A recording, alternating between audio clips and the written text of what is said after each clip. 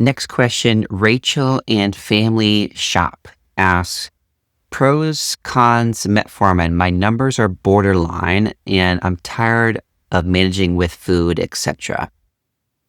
Wonderful question, Rachel. Glad that you asked it. So I'm not a doctor and I can't say, oh, you should go on metformin or you shouldn't, but I will absolutely list the pros and cons and give you a different way of viewing this, because I think it can become easy to very much view it from, okay, I either take metformin or I support myself naturally.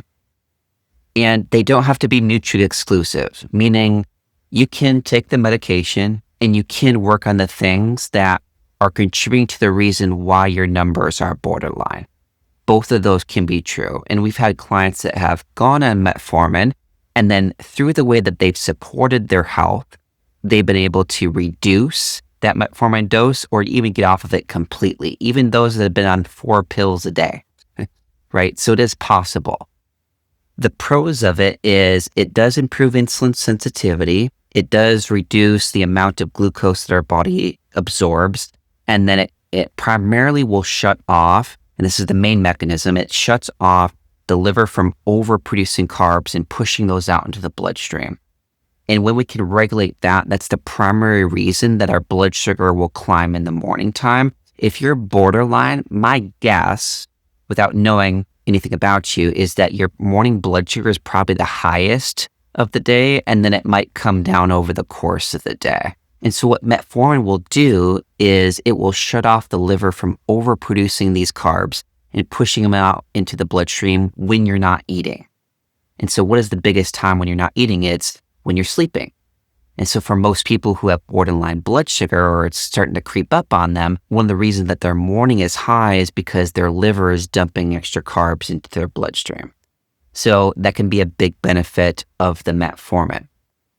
At the same time, while it can regulate those numbers, can lower those borderline numbers. You might be in the prediabetes category now, you might be in the insulin resistance. It can bring those back down. If we don't work on things outside of that, we're going to become more and more and more reliant on that. And I see that time and time again, where even if your goal is not to necessarily get off of the medication, if you want that medication to work better so that you don't have to continue to go up in more and more dosage or have to have more and more medications, it's really important that we work on the reason why your blood sugar is climbing and the reason why your blood sugar is borderline high. The other important thing that you mentioned here is you said, I'm tired of managing it with food, etc. So that makes me think of a few different things. Number one, if we're tired of doing something, either it's because, hey, it's not getting us the results and it's not worth the effort of which we're putting into it. That could be one of the pieces. Number two, we hate the way that we're eating. We hate the way that we're living. We hate the way that we have to be so restrictive with what we're eating to get the result that we want, and yet it's still not giving us the result. Or we hate how particular we have to be with food, worrying constantly about how certain meals are going to impact our blood sugar. Here's the thing. The more that we hate the way or dislike or feel overwhelmed or feel tired about how we're eating to support something, the more stress that we're actually creating and the more that that is not going to work very well with us, even if that way of eating looks great on paper. So we have to recognize the approach that we take is just as important as the result that we want to get with our blood sugar. And it's important that for every single client that we work with, and we tell this to all followers as well, that we form something that we can maintain irregardless of the season of life that we find ourselves in, that doesn't feel overwhelming, that doesn't feel tiring, that doesn't feel stressful, that supports our body as a whole. That is really important. The other piece with that too is whenever we have high morning blood sugar, it's typically the cause is not because of food. Most of our clients that are attracted to our work, they're eating healthy, they're eating nutritious meals. And so the first go-to is not to say, hey, food is causing this. We have to look at what is causing our liver to push out so much glucose, especially when we're not eating, which is gradually starting to rise or raise that blood sugar. And that primarily has to do with a few different things. Number one, circadian rhythm disruption, primarily because of our light environment where maybe we're not getting outside at the right times or enough. Maybe we're not creating enough darkness at night. Maybe we're on screens. Maybe we have a lot of indoor lights. That is a huge piece of the reason why our liver kicks out more glucose into our bloodstream and our body's more insulin resistant. Secondly, our stress response is high. Whether we're stressed and we have a lot of demands on our plate, or whether we're retired and we don't have a lot of stress, if our stress response to different stressors throughout the day is heightened, automatically our liver is going to be pushing out more glucose into our bloodstream. And we see this with a lot of clients that are highly productive, highly ambitious. They may be doing a lot of the right things, but they do it in such a way that is coming at the expense of themselves.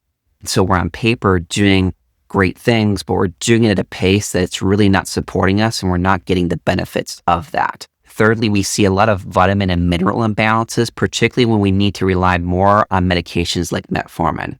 We talk about imbalances with iron, with copper, with vitamin A, with potassium, with magnesium, calcium even. All those minerals are important to keep in balance so that we maintain insulin sensitivity, so our liver is not dumping so much glucose into our bloodstream, and we can regulate that blood sugar without the use or the less use of metformin. Last but not least, whenever our body's hanging on to a little bit extra weight, it doesn't mean that we're overweight. It could mean we're normal weight, but just for our frame, it's a bit too much. The fat that we're holding on to can act basically as a block to our pancreas, so it doesn't kick out insulin as responsive as it normally would. And it blocks our liver. And when our liver is blocked, it overproduces those carbs and pushes those out into the bloodstream to the point where now we're reliant on metformin to take care of that. And so it doesn't necessarily become about, okay, how much can we restrict calories and how much more can we exercise?